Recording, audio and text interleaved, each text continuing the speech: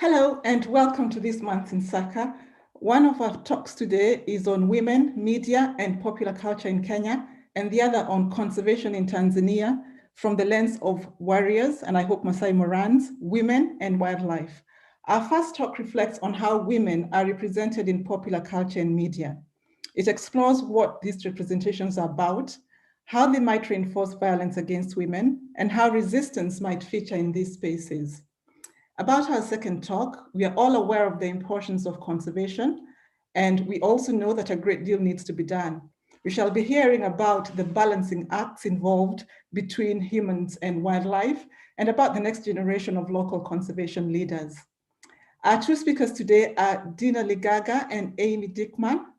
Dina is Associate Professor, Department of Media Studies at the University of Witwatersrand, and her research focuses on media and popular culture in Africa. Dina's most recent book is titled Women, Visibility and Morality in Kenyan Popular Media, where she explores what it takes to be a woman in contemporary Kenya, how women navigate prejudice in public spaces and popular culture, and what role melodrama, the spectacular and the scandalous play. Amy is Kaplan Senior Research Fellow in Wild Phyllid Conservation at the Department of Zoology here in Oxford. She's a conservation biologist, and her work focuses on understanding the drivers of conflict between humans and large carnivores and how those issues can be best addressed. Amy established the Ruaha Carnivore Project. Ruaha in southern Tanzania is globally important for large carnivores. And as is usual practice, the speakers will each give a 15-minute talk in succession, and the QA session will be after both talks have been delivered. So please do remember to post your questions in the chat box, and we do have a Slido option if you prefer to post your questions anonymously. The code is 676038, and it should have been popped into the chat box just now. So first up is Dina, and her talk is titled Women, Visibility and Morality in Kenya Popular Media, Questioning the Familiar. Welcome, Dina. Thank you so much for the introduction. I will get into it immediately, okay? All right, now, thank you so much for the introduction. And thanks to Agni, Mora, David, and of course, Watu, for inviting me to this event in which I get to reflect on a book I published in 2020 titled Women, Visibility and Morality in Kenyan Popular Media. The book is concerned with the public cultures on sexuality and morality, with a focus on how femininities are constructed publicly. I draw on ideas of visibility, public scripts, popular culture, and femininities. I chose to focus on three areas in the book, on radio drama, tabloids, and social media. And for me, what linked these diverse sites was the idea of a public script, which I argued conflated heteronormative ideologies that frame women in particular stereotypical and often violent ways. The hope with this project was to identify the public sentiment about women that remains damaging in many ways and whose persistence can only be disrupted if we continue to engage in the project of identifying and naming. In this way, the project was also about ideas of transgression and the formation of what I call a disruptive public. The project is predominantly, or was predominantly, textual. I located texts and they generated meanings and studied the signifiers attached to the texts in ways that made it possible for me to engage in the exercise of mapping and subsequently critical engagement. My work is influenced by two bodies of work: African popular culture and Black feminist scholarship. I read agentic interventions through these frameworks that give me permission to engage questions of presence and visibility. This work relies on ruptures of knowledge, where popular culture scholarship is understood as important in shining light at the ways in which society functions in the familiar and taken for granted. The work of cultural scholars Bell Hooks and Stuart Hall, among others, offer locations from which to engage methodologically, to question the familiar, to ask.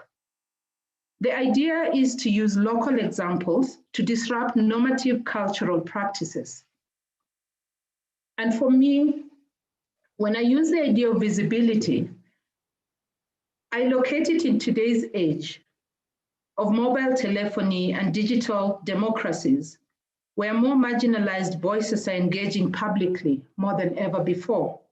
What does visibility mean in contexts, especially contexts of violence? What do popular cultural engagements make possible in terms of productions of such visibilities? What are the locations of violence in the face of such visibilities? I will begin with what I call the example of the sensational story. To start off, I think about two significant findings. One, that women's bodies are significant symbolic sites for which generation of discourses on morality and sexuality are made. And two, for such narratives to circulate effectively, they operate in sensational, scandalous, and melodramatic modes. Here I highlight a story that I used in the opening of the book. This is a story about a young woman who briefly became a media sensation in Kenya because of an unpaid hotel bill. On 18 February 2015, a story broke in Kenyan media revealing that a young woman had been arrested for failing to pay a hotel bill. The story spread quickly on various media platforms, including television, radio, newspaper, and social media sites. The focus of most of the initial stories was on the fact that the woman in question had accumulated a huge hotel bill that she was unable to pay. And what was fascinating to me was not the initial story, but the stories that came after, generated from this initial moment. People speculated and rumored and reconstructed and imagined this young woman's story in ways that quickly became familiar and predictable. The critical question for me was to understand why this story was a sensation at all. This and there's certainly several other similar stories that go viral in Kenya. The story I cite here is an example of the violent encounters between feminine subjectivities and public cultures. I use this example to gain entry into conversation about how femininity circulates as a concept and ideology in Kenyan popular media, how it forms part of the Kenyan public cultures. Stories like this generate tangible signifiers for understanding womanhood and public culture in Kenya more generally. The impetus for my interest is not merely one of mapping. It's connected to ideas of visibility and violence. How are particular women appearing in popular spaces framed? How do women appearing in popular spaces frame themselves? How can we think about these various forms of framing in the context of resistant meaning? For this talk, I also wanted to just focus briefly on what I call archiving the marginal text. My project is one of archiving, in which I consider ephemeral and fleeting narratives because of their nature as genres that cannot be taken seriously. And here I'm talking about entertainment, tabloid scandals, sensational stories. It is also a project of finding spaces and places where women's voices reside that might be considered alternative. The broader impulse is a feminist one, as well as one that identifies the marginal site as a source of knowledge on gender morality and violence. In other words, I use marginal texts to map a broader argument about gender morality and popular culture in Kenya. Linked to these ideas is that of violence, an idea that is not always far away from how women enter into the public space in Kenya. The popular for me becomes a space for contestation of meaning, as well as a generation of new and sometimes contradictory knowledge about gender. I have in the past published work on good time girls, quote unquote, echoing the work of Stephanie Newell, Karin Baba, and other popular cultural theorists who identify a kind of woman trope that exists to capture in its essence a stereotype. My work is deliberately one of disrupting stereotypes, as well as suggesting alternative possibilities of reading. These possibilities provoke debate about how one might think outside of a stereotype. So some of the questions that broadly frame my work include, what does it mean that the public mode of reading particular women is dramatic or sensational? What is it about particular bodies in public that invite ways of reading that are met with melodrama, spectacle, and/or scandal? In many ways, this question relates to the question of genre, something that I'm particularly interested in, and which I locate squarely through the broad category of the popular. How does genre contribute to how we read popular bodies in public? The third question has to do with violence. It's related to the first insofar as a particular kind of hegemonic pushback exists. I have been drawn to the question of what happens when particular bodies become visible. What does refusal mean in this context? Is that refusal part of a performance? Is it contained inadvertently within the ways in which people continue to live their lives without apology? As part of the reflection, part of what I figured this talk was also about an opportunity to reflect on methodology. And here I talk about the violence of interpretation and representation. Much of the work that I've completed has been about making visible media narratives as well as media practices by and about women in spaces I identify as popular. The popular here is defined as marginal, ephemeral, and often those texts mainly consumed for entertainment. But I put entertainment in quotes here to signify the various complexities located in texts that may actually be about pain, violence, and suffering that are in fact intentionally circulated as entertainment. I'm aware of how these texts circulate in the ambiguous mode of entertainment. And in the work that I've done over the years, I've taken care to pay attention to the interpretative modes of the text. What I mean is when I first started working in this field, I was not as aware of the dangers of interpretation as I am now. I was fascinated by these women I felt were fighting back the system, seduced by their courage and refusal to step back from the limelight. My early reflections on women celebrities as sites of refusal must be understood in that frame. However, we have to be aware of how popular culture works and exists so that we are aware of how easy it is to be caught in the language of the text, especially within popular culture. And the work is then about figuring out how to work within that mode without necessarily falling into the trap of the stereotype. Okay. The material then that I deal with is sometimes quite difficult to read. It defies easy reading in that sense. And sometimes the material itself is quite violent. And so therefore one then needs to take care in terms of how one interprets that work. I just thought it was important to emphasize this little aspect because of the ways in which we also think about texts that we consider familiar.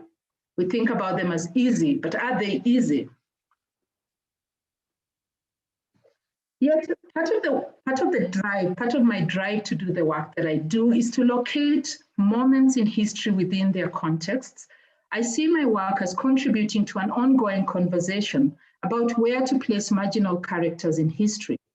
Those within tabloids, the scandal texts, those who attract spectacle, indeed, ask to be read through the lens of spectacle.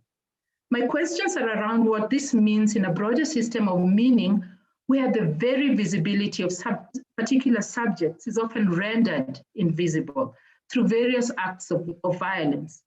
But even the act of being present in itself is a way of speaking back to that system of containment. And here I'm going to just very quickly reflect on what I call the micro-celebrity woman. In one of the chapters of the book, I concentrate on women celebrities, or what has come to be termed as the micro-celebrity, especially in literature on social media influencers. These are women who, in the course of their careers, have been the focus of tabloid gossip and attention. So the women that I focus on, not general. This is not a general assessment. As a way of making the claim of post-colonial subjectivity, I found that Vera Sidika, Huda Monroe, and Akodhe, who are the women on whom I focus attention as women who fight back symbolically, at least, I found that these women, through their Instagram accounts and through the large following that they have gathered, can be termed as micro-celebrities. And for me, then, the Instagram accounts became, for me, spaces of counter-narratives where they were able to push back on the narratives of themselves that circulate in the tabloid space.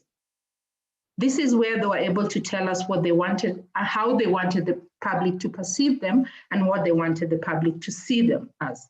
I look at these women as difficult women, those women who defy predetermined roles by choosing how to present themselves in ways that physically and symbolically cause discursive rupture.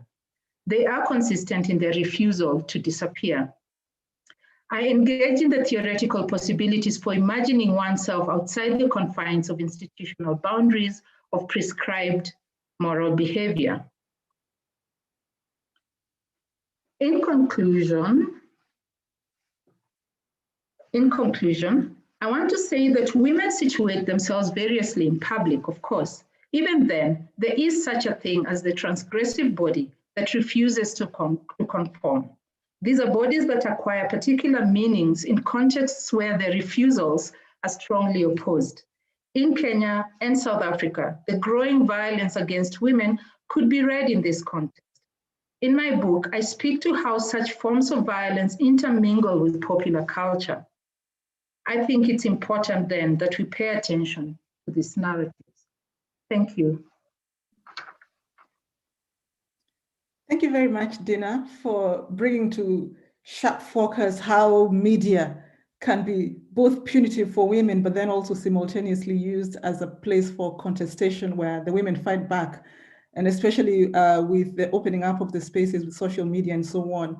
And some of the names actually you mentioned there, Vera and so on, we see them a lot on social media fighting back. So a very topical discussion, and we're very much looking forward to the Q&A. We shall now move to Amy's talk. So please remember to post your questions as we carry on for Dina. And moving on to Amy's talk, her talk is titled Warriors, Women and Wildlife, Big Cat Conservation in Tanzania and Beyond. Welcome, Amy. You're on mute. I'm doing the classic mute thing. I haven't learned after a year and a half, but thank you very much, everyone. It's lovely to be here and a real honor to be talking to you today. I'm going to be talking about my work on conservation in Tanzania. I'm just trying to advance it. And I'm talking particularly on big cats because big cats have been valued by humans throughout history. The very first figurative art carved by early people was actually the head of a lion on a human body. And this was carved about 40,000 years ago out of woolly mammoth ivory. If you go into France, you'll see these ancient cave paintings, again, tens of thousands of years ago, which depict very accurate sort of tableaus of lions and showing the behavior, the fascination that people had with predators, millennia ago. And this has been used throughout time to inspire people. If you look around today, everything from sports teams to jewelry is advertised using big cats in particular.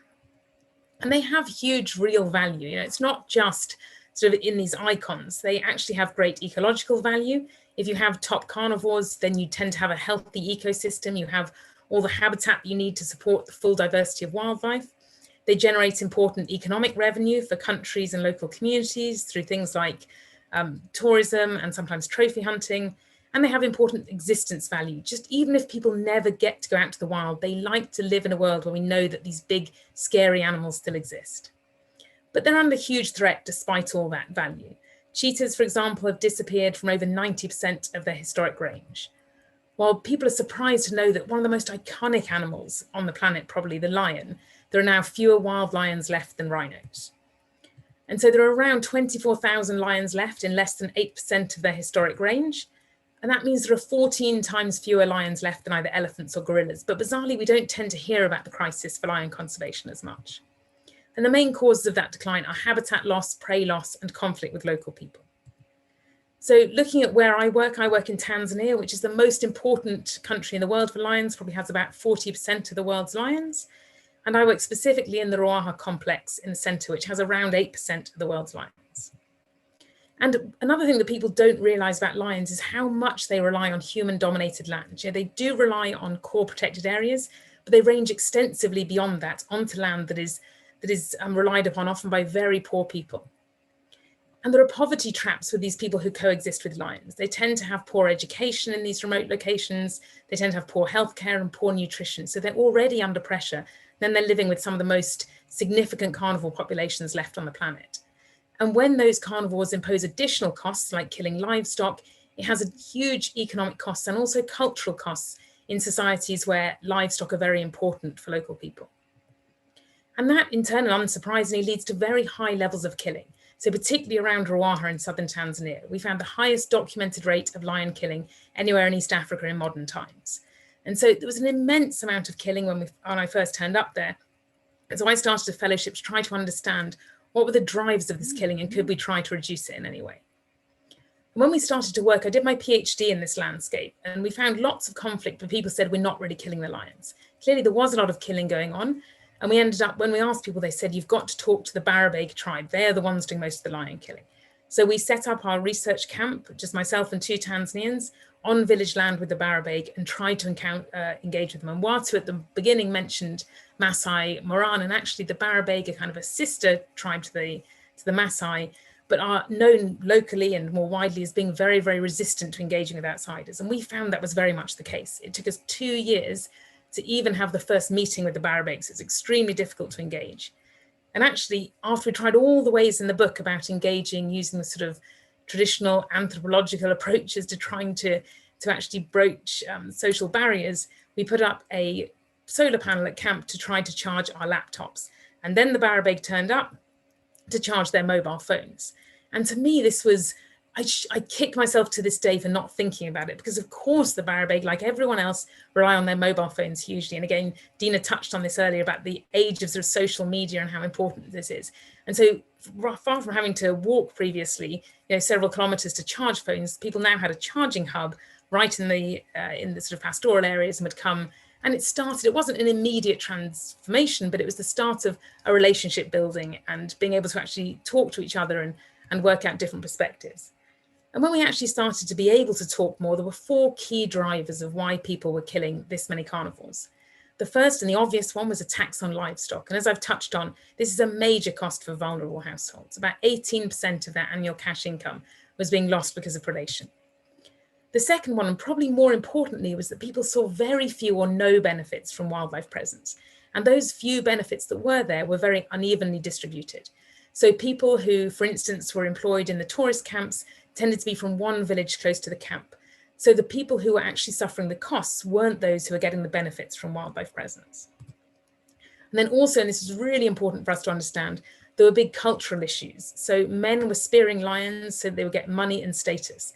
The men would go and they would cut off the right front paw of the lion when they killed it. They would take the claw, they would use that as a proof of kill, and then they would get gifts of cattle from the community, which obviously was significant in terms of money in these pastoral landscapes and in terms of status.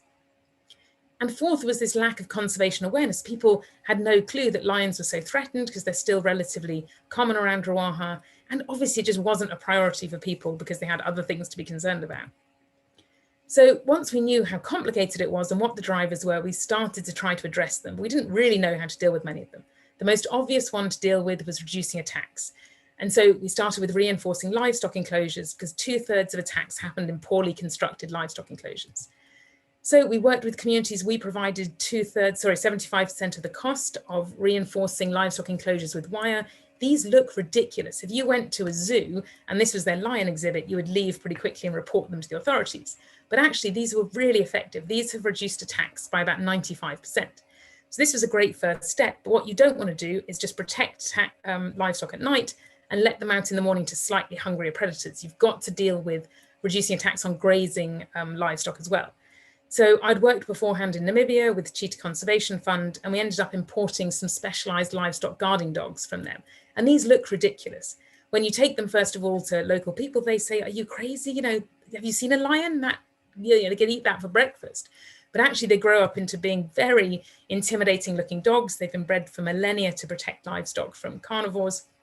And one of the problems actually is that they are too big and grow too fast.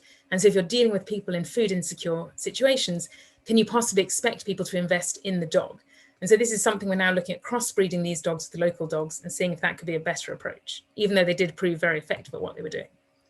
So we knew we could reduce costs, but it's fundamentally important to provide community benefits, and not just providing benefits that I as an outsider think is useful, but what is useful from the perspective of the community. So we had extensive community meetings to identify which benefits people would actually value from the presence of wildlife on their land. And they came up with 3 key areas: education, healthcare, and veterinary medicine.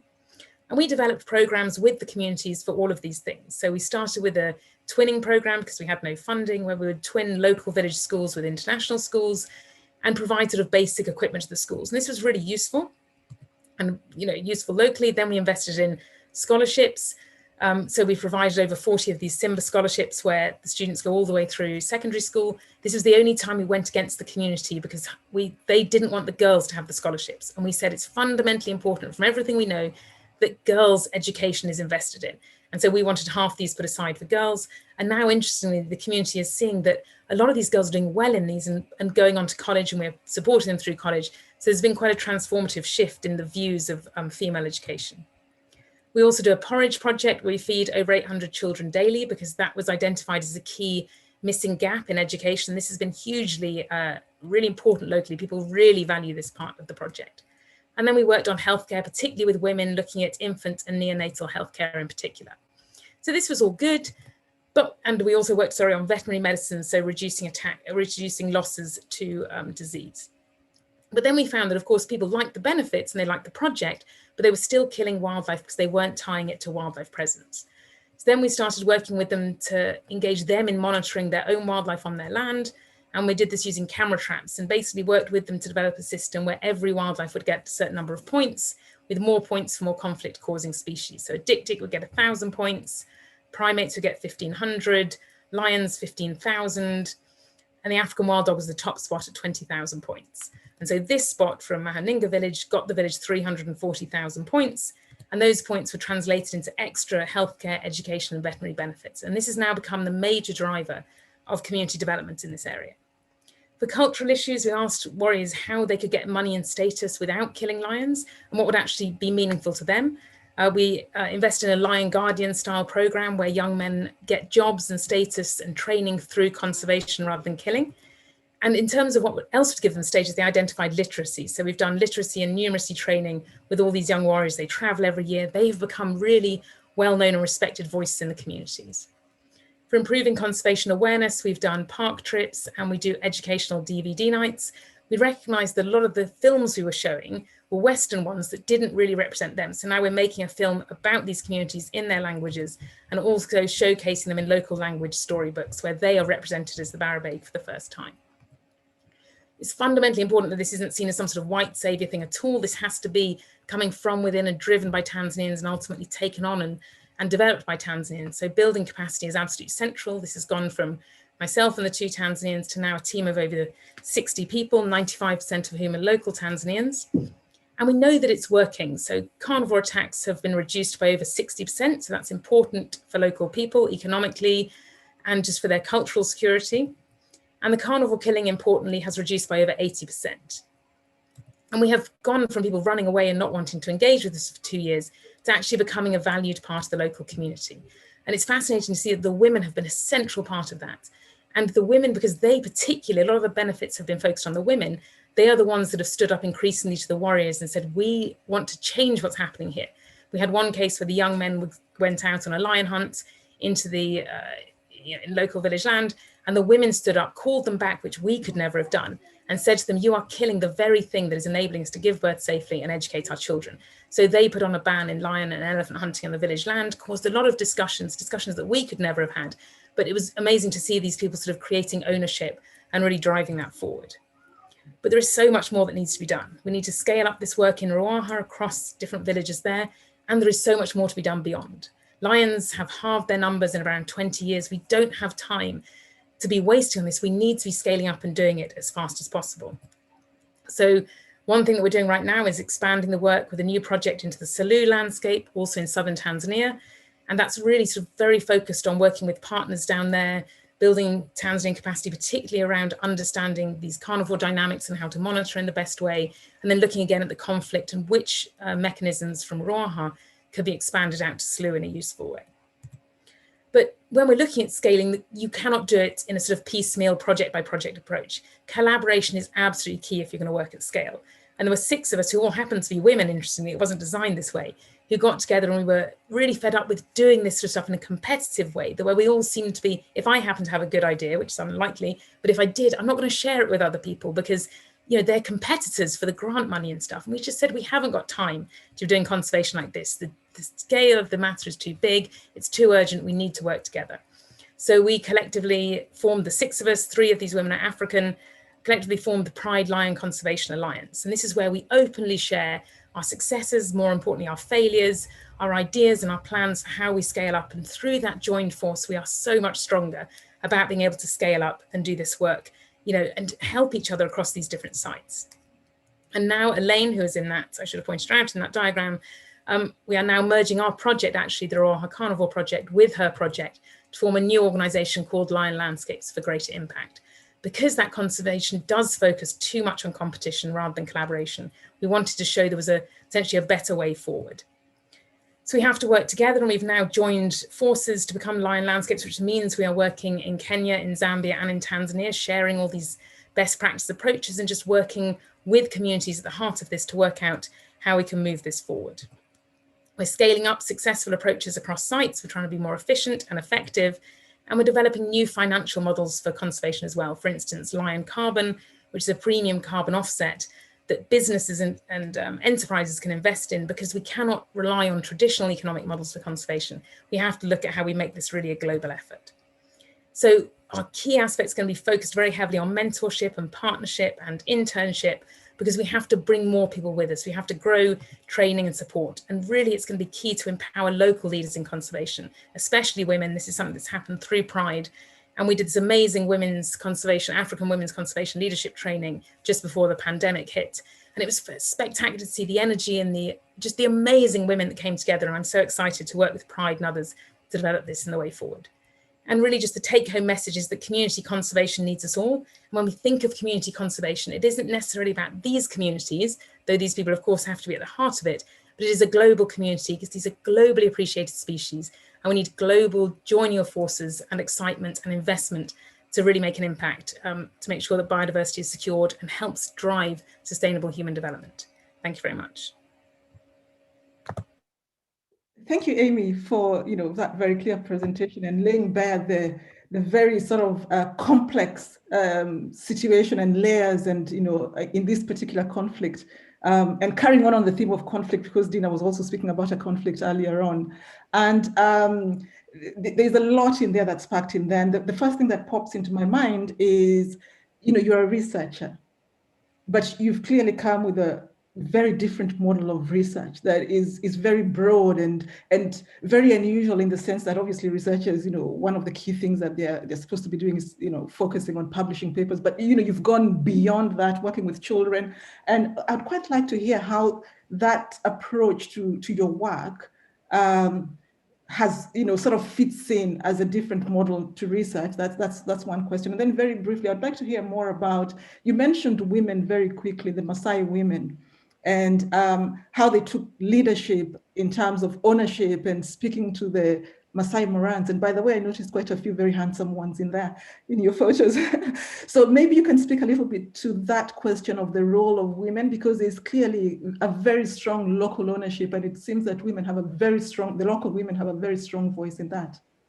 Definitely. So in terms of the first point about balancing research or the traditional view of an academic and how we fit into this space, and I think for me, I've never wanted to be the traditional academic, just understanding the situation, but not trying to translate that into impact. For me, the impact in using our knowledge to try to actually improve situations is really our responsibility, I think. So for me, public engagement with research is really key. And certainly, of course, being at somewhere like Oxford or any university, they do want to see publications, and they do, and we work on publications, but to me, I have to say it is secondary. I'm probably going to be sacked for saying this, but I do think that we can do both. We can use good science, and there are a lot of papers that have come out of this work, but the science should be a foundation for good action. So that's how I see it, and I'm very much that what's the point of knowledge if it doesn't lead to better impacts? I think Dina's work as well, talked about how we actually use our knowledge to transform and scrutinize these situations for better ways forward. So, and the second one in terms of the women, yeah, it was fascinating because when we first turned up, everyone only talked about the men. The men were going out and doing the hunting. It was the warriors that were almost causing the problem, And so we focused a lot on the men. And yet we didn't realize that even in what seemed quite a patriarchal society, the women had all this power. And of course, we all know the women have a lot of power behind the scenes. But it was just fascinating to see, particularly when we engaged with the women in the education programs and when they helped us develop those, and the healthcare and addressing women in, dealing with women in labor and stuff. The women were recognizing the benefits. Now, I didn't realize how much power they had in the situation until they started to actually use that power. And it was just fascinating to recognize that, the men were the sort of the superficial level. The reason they were doing it because they were being incentivized to some extent by women. So the women should not be ignored in those sorts of dynamics. Yeah, and actually that reminds me, and I think most people might have seen that there's this Maasai village, undoubtedly Maasai village, I think at the border of Tanzania and Kenya, where the women chucked all the men out because they were misbehaving and said they're having their own village and they have to ask for permission if they want to be let in. I'll move on to Dina. There's quite a number of questions that have popped in for you, Dina. And I'll start with this one, which is possibly, quite a difficult question, although it's presented in a very simple way. And it asks, what do you think most needs to change in terms of the representation of women in Kenyan popular media? And what's the best way to achieve that?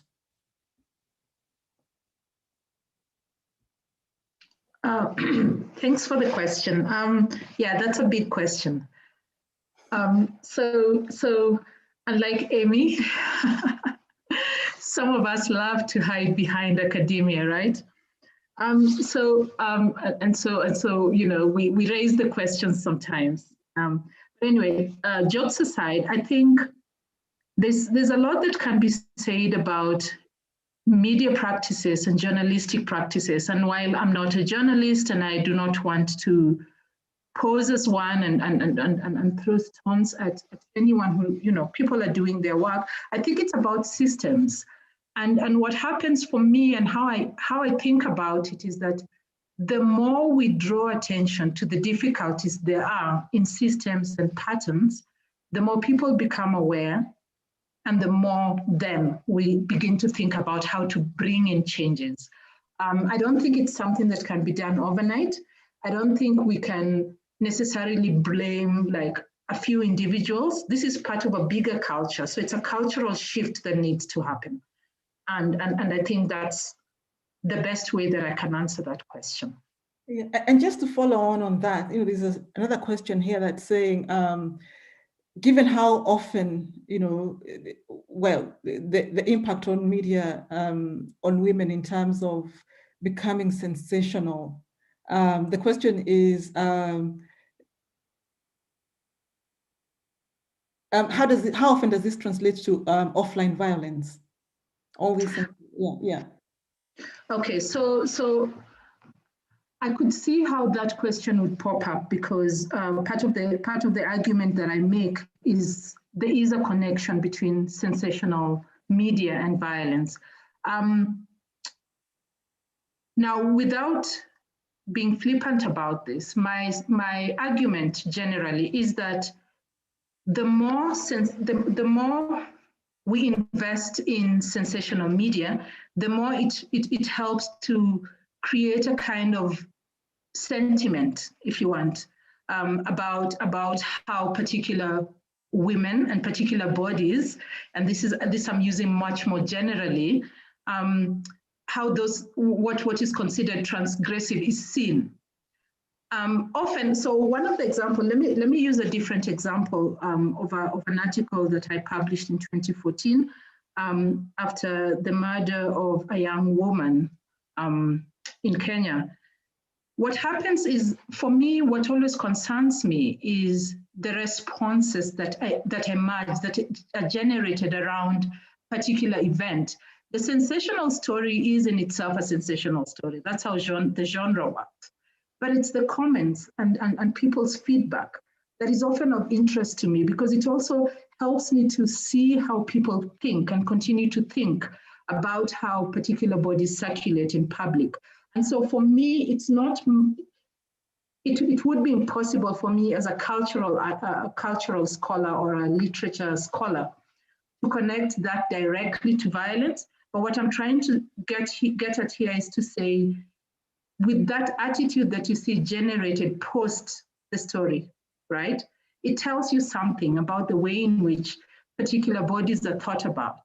And so when there is situations of violence, and in most cases, the sensational stories also connect quite closely to violent encounters. So for instance, in 2014, we had the case of women being,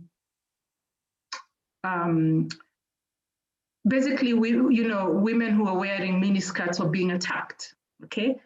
Now, the way in which that was being reported in the media, and scholar Wamboi Mwangi talks about this somewhere else, was, to kind of draw attention to, you see, this is how they dress, this is what they deserve. And so what then eventually starts to circulate in the media is the idea of the lesson. This was a good lesson, they were doing this one thing, and so this is a lesson, this is how. So the links to violence might not always seem direct, but they are. That's my argument. Okay. And can I just ask in one more question that might somehow be related to what you just said? So you mentioned in your presentation the reference to women who fight back as difficult women. Could you please unpack what defines a difficult woman in the Kenyan context? So the way that I've thought about the idea of being difficult is really, so I work a lot around, I work a lot with the idea of signifiers. So I look at particular women's bodies as signifying something bigger. And so if there's a woman who is being, or who can be identified as either being too, so I'll use the word visible here, but then I could use the word like probably quote unquote dressed immorally or saying things that might not be publicly acceptable. So I'm thinking here, for instance, about the work of Pumla Dina, for instance, who talks about Wamboi Mwangi, who talks about Wamboi Otieno and Winnie Mandela and Wangari Maathai, for instance, as difficult women. Okay, so I use these as standards in terms of kind of what's now becoming kind of more visible in terms of what a difficult woman would be. Okay, and if you think about these women who have become visible and they speak their mind and say what they need to say, despite sometimes real dangers to themselves. And despite the fact that they are vulnerable by being present and speaking about what it is that they believe in against perhaps a moment in history where they're not supposed to talk about the things that they're talking about, okay? That for me would generally be part of what I think about as difficult women. I almost want to ask you to just read that one chapter where I get into what it means to be a difficult woman. But part of it has to, in the context in which I read it, I look at the hyper-visible woman as a difficult woman because they are refusing to disappear. And by refusing to disappear, despite doing things that comments say are not womanly, are not decent, are immoral, then they're being difficult. I don't know, perhaps that in many ways might somewhat answer your question. Well, Maybe yeah. not. One here is a form of silencing where anybody, who pops their head up the parapet and has a voice is termed as difficult on the spot. That's it. As we can see what Amy demonstrated earlier on, behind the scenes, they're the ones who are doing the real work, and and so I'll now move on to Amy for a bit.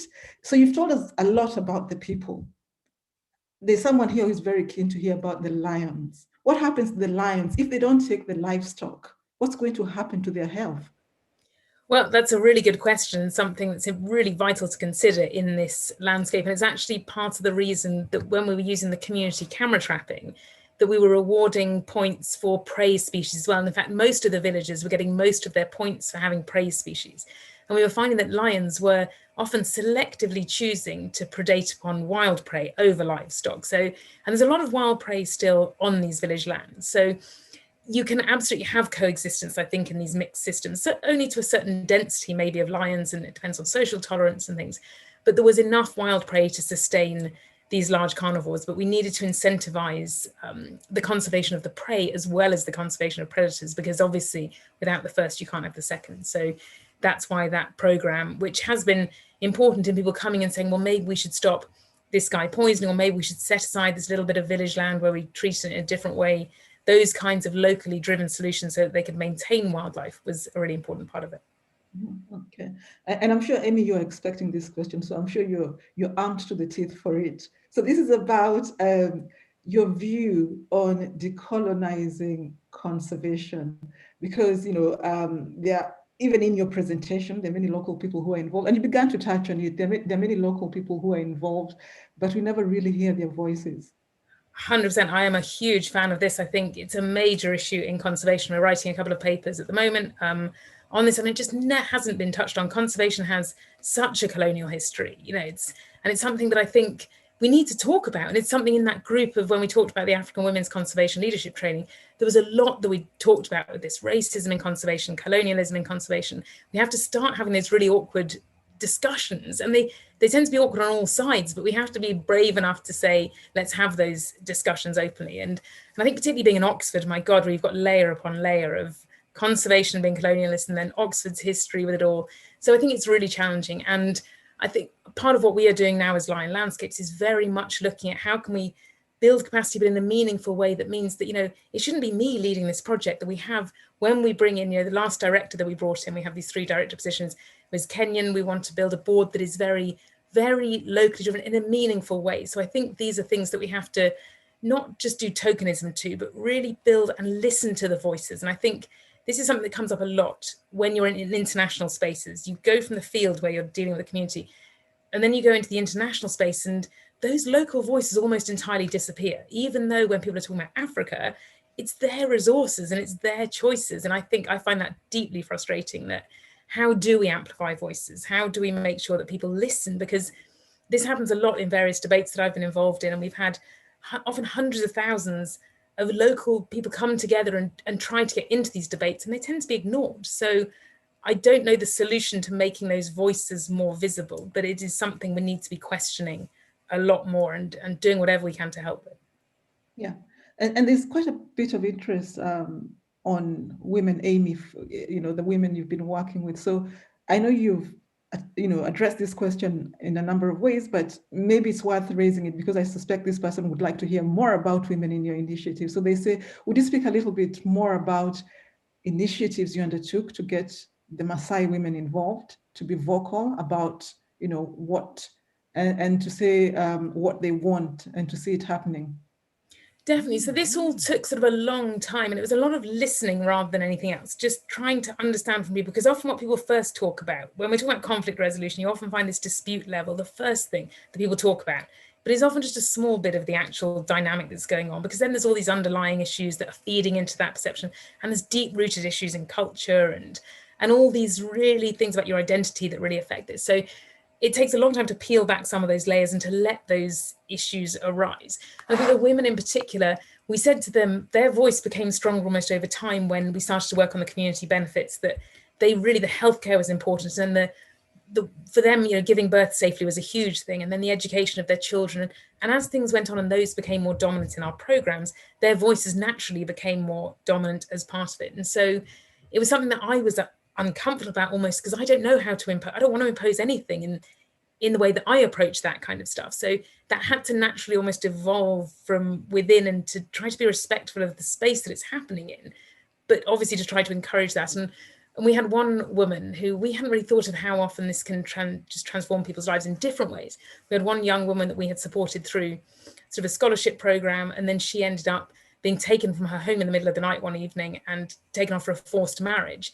And she ended up getting hold of a phone. They didn't really care about her having a phone, because who could she call? Because she had no power. And then she called someone from the project and said, this is happening. And you're the only people I could think of who would listen to what was going on. And it was amazing to then have that quite broad discussion between the families involved and the village leaders and the staff that were involved, and come to sort of more of a discussion, but to give a voice, even in those individual cases, to people where they feel there is just a way that people are listening at least to what they want, I think is the first step. It can't be, it's just a step. Thanks for that. And Dina, there's a few questions around the women that you sort of mentioned, because obviously yes, you sense that they're celebrity women, they have some sort of celebrity status. Correct. And it would be interesting to hear your thoughts on these celebrity women and their potential influence.